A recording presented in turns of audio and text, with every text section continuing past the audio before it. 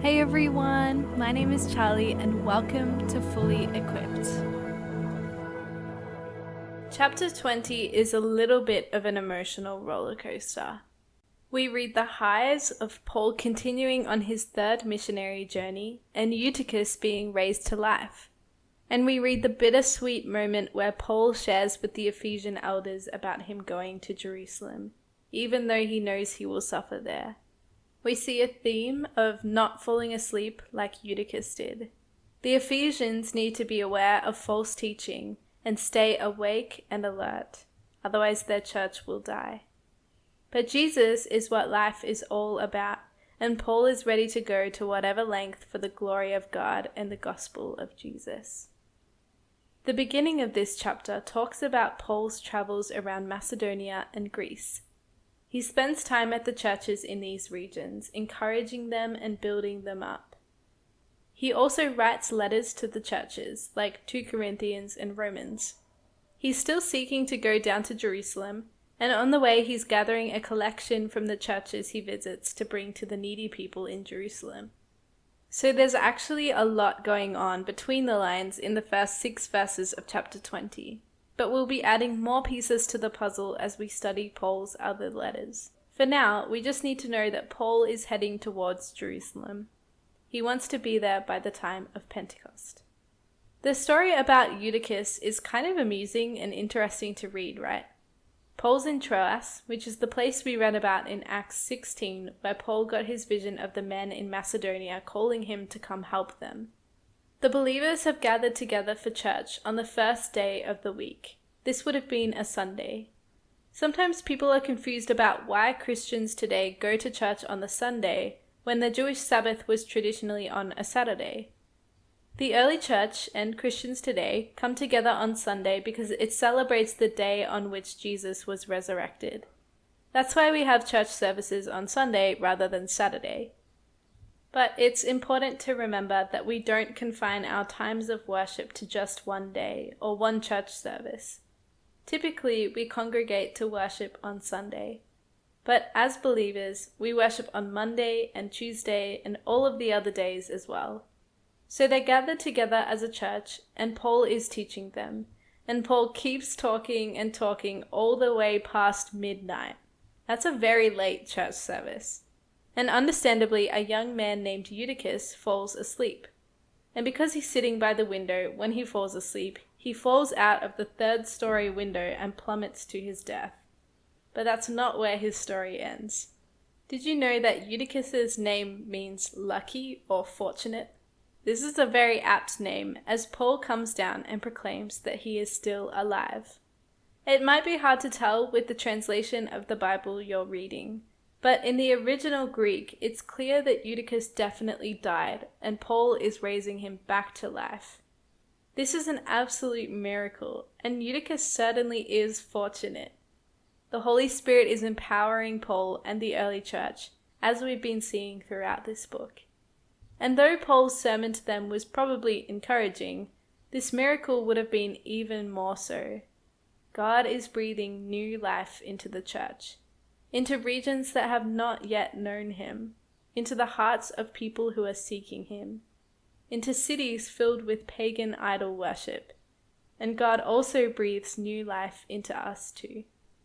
Later we read about how Paul travels to Miletus, which is a major city located south of Ephesus. Paul doesn't want to go into Ephesus because he knows that he'll spend too much time saying goodbye to people there, and he won't make it in time for Pentecost at Jerusalem. But he calls the elders of the Ephesian church to travel down to meet with him so that he can give his final address. And this is a really bittersweet moment, as we see Paul say his goodbyes. He knows he'll probably never see these people again. These are people he lived with and ministered to for 3 years in Ephesus. He knows and loves these people. And so in his final address to them, he encourages them, warns them of false teaching, and exhorts them to continue in faith and ministry. Paul recalls his time ministering in Ephesus. He faced many trials from the Jews who rejected his gospel, but he continued to preach and teach the people. and he tells the Ephesian elders that he's going on to Jerusalem, as he knows the Holy Spirit is leading him there. He doesn't know what he's going to face when he arrives, but he does know that it's not going to be easy. The Holy Spirit has revealed to him that he's going to face imprisonment and other kinds of afflictions. Maybe Paul also thought that he would die in Jerusalem, just like his Savior did. But here's the twist. Paul is not afraid. He's more than willing to die for his King Jesus. Not in a suicidal or messed up way. He's not saying that human life has no value. He's actually saying that he recognizes and has seen that the value of the gospel is priceless. For Paul, his life means nothing compared to the surpassing worth of knowing Jesus. And he wants other people to know that beautiful grace of God as well. He only desires to finish the ministry that Jesus gave him. Remember back when he was converted on the road to Damascus? God revealed that he had chosen Paul to carry the gospel to Gentiles, kings, and other Jews. And we see that throughout his ministry, Paul has been fulfilling each of these things. And as he goes to Jerusalem, he'll continue to fulfill this as a faithful follower of Jesus. Paul also warns the elders to pay attention. They are the ones who look after the flock, the church members. They have a lot of responsibility as leaders of the new church. They have to care for the people because these are people that Christ died for. So these elders need to ensure that they are pursuing righteousness and purity in all they do, so that they will not bring destruction to the church. Paul also warns against false teaching that will arise. You might know the story in John 10, where Jesus says that the thief comes only to steal, kill, and destroy. When Jesus says this, he's actually referring to false teachers. And Paul makes the same point here. False teachers are like wolves in a flock of sheep, and they will take people away. So the elders need to be on guard. And we'll see when Paul writes his letters to Timothy, who was serving at Ephesus about a decade later, that false teachers did in fact arise at this church. And finally, Paul reminds the elders to work hard for the gospel, to help the weak, and to be generous to others.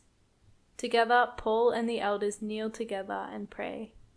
They're all weeping and hugging and full of grief, knowing they'll never see their beloved Paul again. But they send him out to bring the good news to many more people.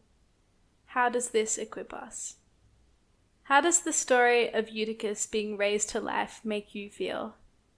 I think for a lot of us, we read stories like this and see it as just part of the miraculous story of things that only happened back then in Bible times. Does this story have any relevance to us today? We're reading a lot of stories about powerful, famous, and faithful apostles healing people and performing miracles. But what about ordinary people like us? What if you've never seen God perform a miracle, even though you've been praying for one for years? When we read the Bible, we need to read it knowing that it's full of real stories that happen to real and regular people, just like you and me. It's easy to think that if we haven't personally experienced miraculous things, God must just not give miracles anymore. But here's the thing, these stories aren't just in the Bible to provide us with vague moral truths. They're in the Bible because they reveal something about God.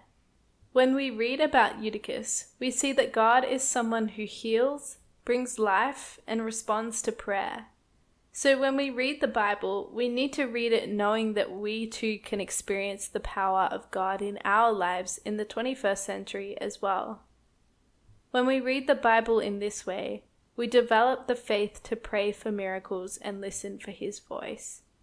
We actually expect God to move around us. And we read the Bible knowing that it has practical relevance for us today.